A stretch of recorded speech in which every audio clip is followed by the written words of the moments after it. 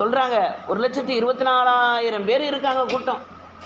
அந்த கூட்டத்தில் சொல்றாங்க, யாராவது உறவுகளோட விலகி இருப்பவர்கள் இருந்திருந்தீர்கள் என்றால் உறவோட போய் சேர்ந்துக்கங்கிறாங்க.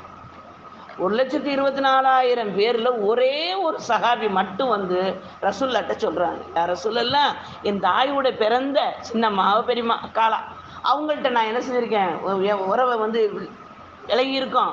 ஆனா நான் சலாம் சொன்னா கூட அவங்க பதில் சலாம் சொல்றாங்கல்ல, அதனால நான் விட்டுட்டேன். இப்போ அவங்களும் வந்திருக்காங்களா ஹஜ்ஜுக்கு? ஆமா வந்திருக்காங்க. அவங்களோட உறவு கொண்டாடிட்டு வாங்க. ஒரே ஒரு 1,24,000 பேர்ல ஒருத்தர் மட்டும், இப்ப மட்டும் ஒரு பயான்ல சொல்லி பார்ப்போமே, எத்தனை பேர் வெளியேறணும்? உறவுகளோட நேசிக்கிறத பத்தி சொல்றான்.